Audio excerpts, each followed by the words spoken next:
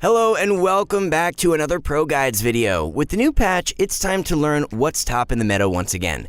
We're here to provide you with a new Synergies tier list for patch 9.18 created by our pro analysts from Diamond to Challengers rank. Keep in mind that you should never force a composition and that going for a synergy in S tier does not guarantee you a victory over a synergy in D tier. There are many other factors involved between items and what champions you get from early to late game. However, we're here to show what are the synergies that are most worthwhile and consistently placing in the top 4. We evaluate not only how consistent the build was, but also how hard the criteria are to achieving the build, the items required, and also the synergy at its different tiers. But before we begin, be sure to click our link below in our description to see more in-depth guides, builds, and ways to win you your next games. There are many courses designed by pro players within the top 1% of the game to teach you all the meta and how to effectively climb up the ladder. So without further ado, here's our tier list. S-tier synergies are ones that are consistently in the top 4. A-tier synergies are also top in the meta, but are more dependent on items and other synergy combinations to get to the top 4. B-tier synergies are even more situational and have more counters. C-tier synergies are not worth going for most of the time due to better alternatives. And D-tier synergies are extremely high risk and is most common in causing players to lose first. With that in mind, let's begin with our S-tier, which includes Shapeshifters, Elementalist, Sorcerers, Knights, and Void. So first up, Shapeshifters. Already from 9.17, the buff for Shapeshifters has made them incredibly strong, and this holds true for patch 9.18. Now that they transform quicker, units like Shyvana and Gnar can go against an entire team on their own. This increased health makes Shapeshifters great tanky units that can also deal out massive damage. The synergy is also very diverse on what you can pair them up with. Elise and Swain allows you to make one of the strongest compositions of demon shapeshifters. Shyvana allows easy access to dragons and potentially sorcerers, and Nicolai and Gnar is already 2 out of the 4 units needed to make the full wild build, which recently got a decent buff. Going 3 or 6 shapeshifter can be very strong for your composition. Moving on with Elementalist. Every unit involved in this synergy is great. Kennen provides one of the strongest CC in the game, Brand and Anivia has extremely strong AEO damage, and the cheapest unit, Lissandra, got a buff in 9.17 that allows her to hold her own throughout early and mid-game. The synergy only requires 3 units, which makes it a great pair with other synergies, and its strongest strength is the tanky golem that spawns. The golem's armor was doubled to 40 in 9.18, making him a great asset in any composition. Sorcerers is up next, which is a favorite amongst many. Having a total of 8 different sorcerers available, achieving 3 sorcerers for the first tier buff is fairly easy. The 40% damage bonus makes it incredibly strong to be paired up with other ability-based users like Brand or Kennen. Additionally, once you find sorcerers like Aurelian Soul and Karthus, that is when a power spike occurs, as these units can completely destroy the enemy team's health. Up next is Knights, which became one of the most popular synergies in recent months. With the rise of Rangers and popularity of Blade Masters, Knights are not only very useful but also strong due to the recent buff in 9.18. It's one of the best builds to go for in the early games that is guaranteed to protect your health if you can get early level 2 Knights. This can even sustain you during mid and late game as well. Although Knights may not necessarily be an OP synergy that can guarantee you to first place, it's so strong in the early and mid games that it has landed themselves in our S tier.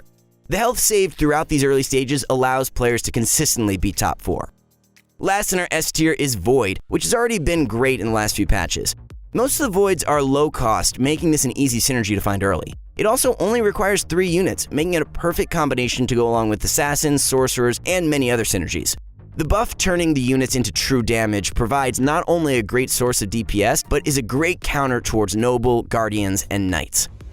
Moving on is the A tier, with Demons, Rangers, Dragons, Guardian, Phantom, and Assassin. First up is Demons, where almost every single unit in the synergy is strong on their own. Even Elise, because if you can 2-star her early, the spiders become crucial in dealing additional damage and proccing the demon effect. Their mana burn is very effective against a lot of top synergies in this meta. They either slow down shapeshifters from transforming or Cho and Sejuani from casting their ultimates. This makes for a great synergy to pair with others to achieve the top 4. Next up is Rangers, which is also in the A tier. The buffs in the last 9.17 patch has made Rangers one of the top contenders. Guinsoo's on Ashe is just broken with the infinite stuns. As you may have seen, Rangers is definitely top of the meta with at least one player going for the synergy. Ashe dominates the rounds with her infinite stuns. The reason why she's not in S tier is because the synergy heavily relies on items and requires a combination with glacials in order to empower Ashe. Going 4 Rangers may not always be worth it because of how weak Vayne is to the composition. However, we expect this to change shortly once Kai'Sa, another Ranger, gets introduced into the meta. Guardians and Dragons are also in our A tier. Both are extremely great defensive synergy, especially with the newest champion, Pantheon. All units involved are extremely strong in their own way. Leona and Pantheon provides crucial stuns, Aurelion has his massive AoE damage, Shyvana being one of the most powerful shapeshifters, and Braum being one of the greatest early game tanks. Definitely a strong synergy, but not in the S tier because it's much more situational to the compositions your enemy teams are going for. It's a synergy that you look to add during the mid-late game if you need it. Next is Phantom. Phantom is great because it only requires 2 units. Although it is random, being able to get any enemy unit down to 100 HP is a great advantage. It pairs great with Rangers and can also be used in Sorcerers if you've already found a Karthus. Last is Assassins. There's been so many changes in the meta, and Assassins is back at being at the top. Kha'Zix is such a strong early game unit that Assassin's early game will normally land you an easy win streak. However, Assassins only truly shine when you combine them with Void for the late game, as there is now true damage and 1 tank to lure the enemy's units out of position.